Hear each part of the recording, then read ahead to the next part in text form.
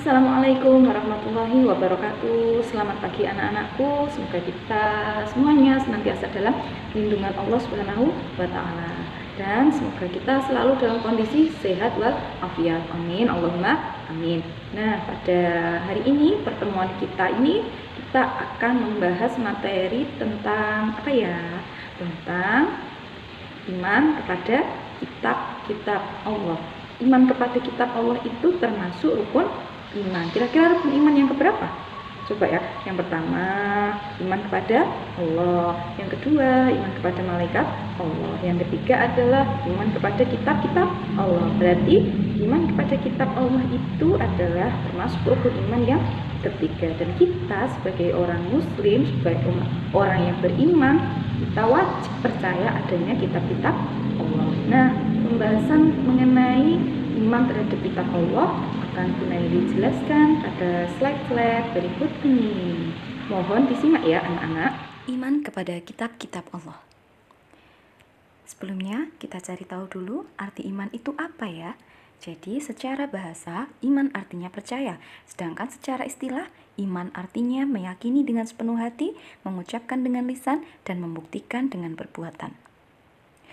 Lalu iman kepada kitab Allah berarti percaya dengan sepenuh hati bahwa kitab-kitab Allah itu ada. Selanjutnya, bentuk iman itu kita buktikan dengan ucapan atau lisan dan perbuatan kita dalam kehidupan sehari-hari.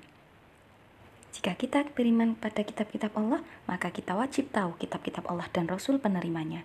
Kitab-kitab Allah yang diwahyukan kepada Rasul jumlahnya ada 4. Yang pertama adalah kitab Taurat yang diturunkan kepada Nabi Musa alaihissalam.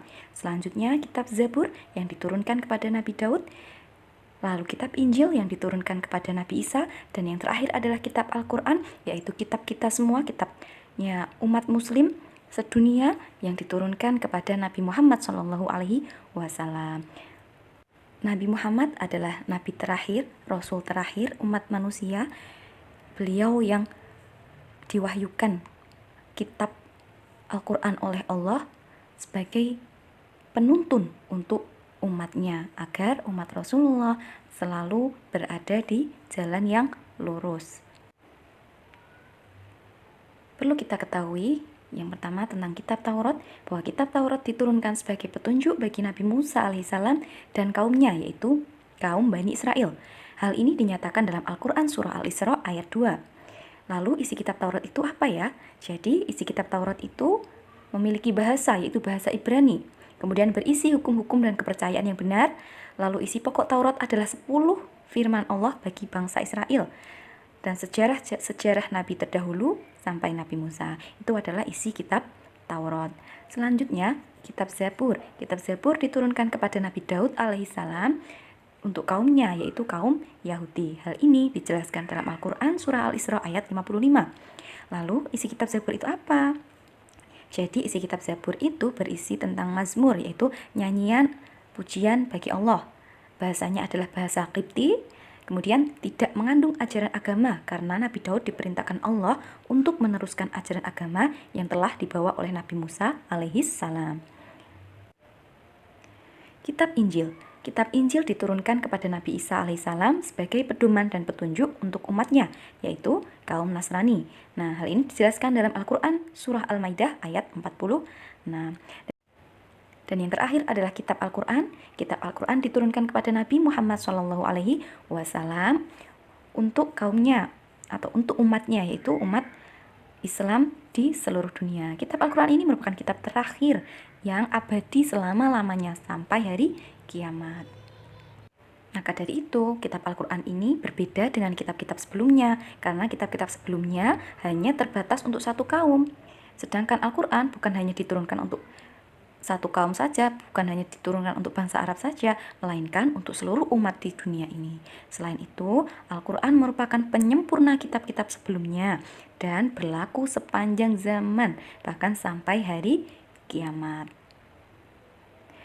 Lalu bagaimana cara beriman kepada kitab Allah sebelum Al-Quran? Jadi cara kita beriman kepada kitab-kitab sebelum Al-Quran berarti kitab apa tadi? Taurat, Zabur, dan Injil.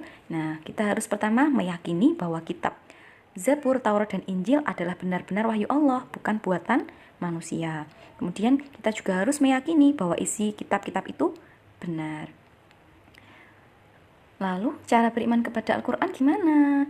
Nah, kita sebagai umat manusia, di mana kitab kita adalah Al-Quran, maka kita wajib beriman kepadanya dengan cara satu, meyakini bahwa Al-Quran benar-benar wahyu Allah, bukan karangan Nabi Muhammad SAW.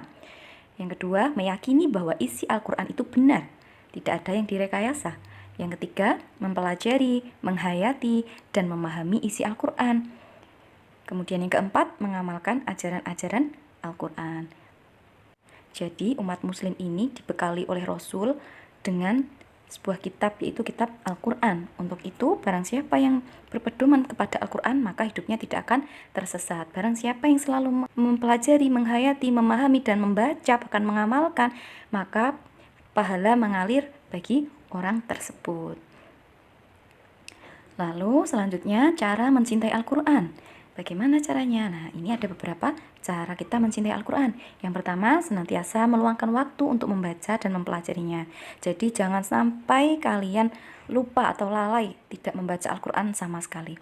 Diusahakan setiap hari harus ada waktu untuk membaca Al-Quran, walaupun hanya 1 ayat. Kemudian yang kedua, memperlakukan Al-Quran dengan hormat, baik saat membawanya, meletakkannya, maupun menyimpannya.